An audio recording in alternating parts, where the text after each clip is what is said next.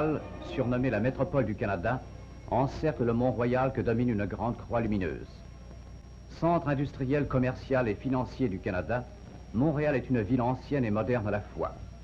Seconde ville française du monde, deux civilisations distinctes s'y côtoient. C'est la ville des contrastes.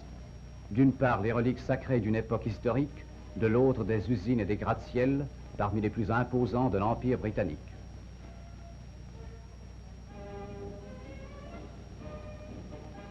Le square Dominion, avec ses monuments, est un jardin au centre du quartier des affaires. Pour mieux voir la ville, prenez une de ces Victoria en station tout près du bureau de l'information touristique. Le visiteur commence ici son tour de ville. L'église Notre-Dame s'appelle encore la paroisse, étant l'église mère de l'île de Montréal. Son gros bourdon est la plus grosse cloche d'Amérique. Ici, la place d'Armes, avec la statue de Maisonneuve, fondateur de Montréal. Au pied de la colonne Nelson, voici le marché Bon Secours, le plus ancien de la ville, point de rencontre des gens du sol et de la cité. Le château de Ramsay, 225 ans, ancienne résidence des gouverneurs de Montréal transformée en musée. La maison de Marguerite Bourgeois, fondatrice de la congrégation de Notre-Dame. Ces pionnières de l'enseignement s'employèrent seules jusqu'à la fin du XVIIIe siècle à donner aux jeunes filles de Ville-Marie l'éducation chrétienne dont nous avons hérité. Vous apercevez l'édifice de la gare Windsor, terminus ferroviaire appartenant à l'une des plus puissantes compagnies de transport au monde. La nouvelle gare Bonaventure est sans doute la plus moderne du continent. Elle fait partie d'un projet grandiose de construction pour le futur centre montréalais. La cathédrale Saint-Jacques-le-Mineur est une réplique à échelle réduite de Saint-Pierre de Rome. Montréal est la ville au clocher. Plus de 250 églises et temples en font l'ornement.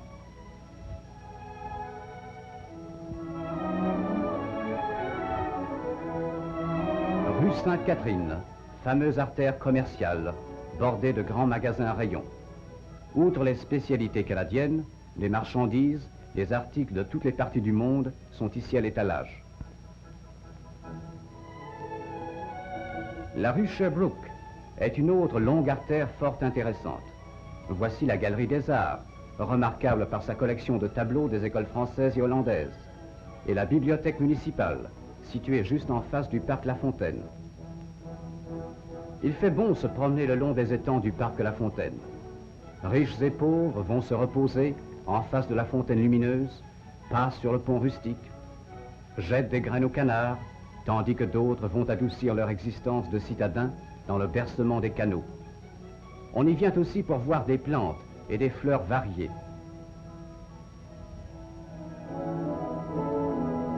Si nous sautions dans ce tramway touriste, il nous conduirait à l'oratoire Saint-Joseph.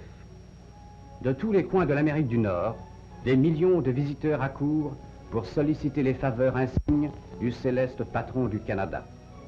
Située sur le flanc nord du Mont-Royal, la basilique élève son dôme dans les airs à plusieurs centaines de pieds. Presque au pied de l'oratoire se trouve le musée historique canadien où l'on peut admirer de parfaites figures de cire. Vous avez reconnu le frère André.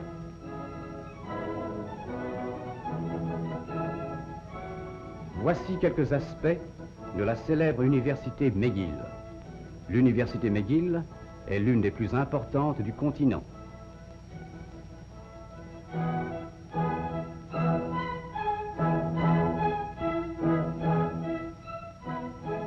Devant l'université de Montréal, le visiteur retient difficilement un cri d'admiration.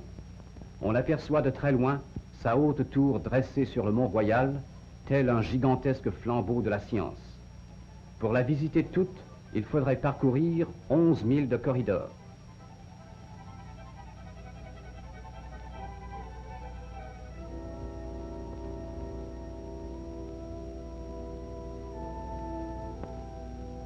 Nous voici devant le jardin botanique. De fondation récente, il est l'un des plus beaux endroits à visiter. C'est le paradis du naturaliste. On n'a pas encore franchi les arches de verdure que l'on aspire déjà l'air embaumé des essences rustiques et le parfum des fleurs. Le frère Marie-Victorin y poursuit des études qui lui ont valu une réputation mondiale. Voici le vieux fort de l'île Sainte-Hélène. C'est une île enchanteresse, sise au milieu du Saint-Laurent. On y accède facilement par le pont Jacques-Cartier, qui y appuie son énorme pilier principal. Poste stratégique autrefois, c'est ici que Lévis brûla en 1760 les drapeaux qu'il ne voulait pas voir tomber entre les mains de l'ennemi. Aujourd'hui, c'est un parc très fréquenté des citadins et des touristes, qui ne manquent pas d'admirer ses fortifications bien conservées, témoins d'une ère révolue.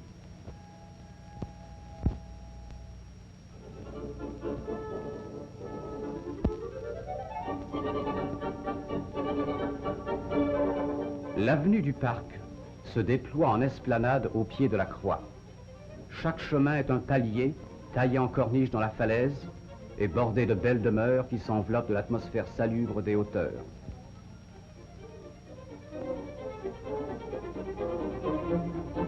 Montréal n'est pas une ville où l'on s'ennuie. Il y a entre autres des cours de tennis à la disposition de tout le monde durant la belle saison jusqu'à la tombée des feuilles. Puis nos sports d'hiver, qui sont les plus recherchés d'Amérique, commencent dès les premières neiges.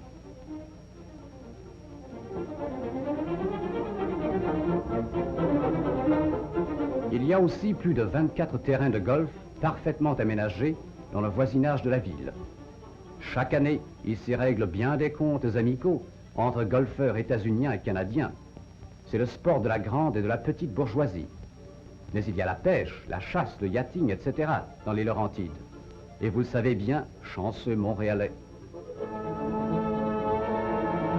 C'est encore le stadium où ont lieu les joutes de la Ligue internationale de baseball. Avec l'équipe de Montréal, celle de Toronto, de Jersey City, de Newark, de Buffalo, de Rochester, de Baltimore et de Syracuse, y ont joué des parties mémorables. Une estrade vide ici, ça ne s'est jamais vu. Il y a plusieurs pistes de course tout près de Montréal, et les écuries de Blue Bonnet sont fameuses. Des foules innombrables y passent de très belles matinées. Le parc Belmont est le rendez-vous de la jeunesse bruyante et curieuse. Tous les parents y ont conduit les enfants.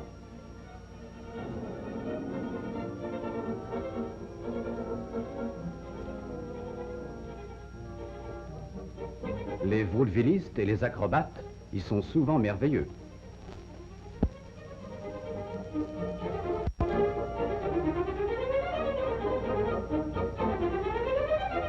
Dans le cratère de ce volcan à jamais éteint du Mont-Royal, voici le lac des Castors. Par une très belle après-midi, des voiles ou des ailes en troublent seules la surface tranquille. Le castor est un animal bien intéressant et méritait certes d'être choisi comme l'emblème du Canada. Il est un modèle d'industrie. Celui-ci est apprivoisé, mais il n'a rien perdu de ses habitudes laborieuses. Oh, il sait très bien que cette digue est inutile dans le domaine du bièvre, mais il obéit pour l'amusement des spectateurs. Pour gravir la montagne en char à bancs, il faut être jeune et avoir envie de rire.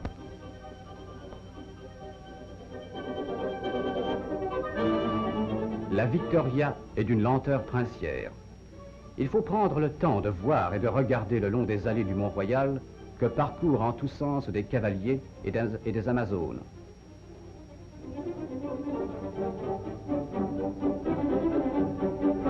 Ici et là, des groupes en toilette estivale font rond de fleurs sur les gazons, tandis que les enfants sont invinciblement attirés par les écureuils gris.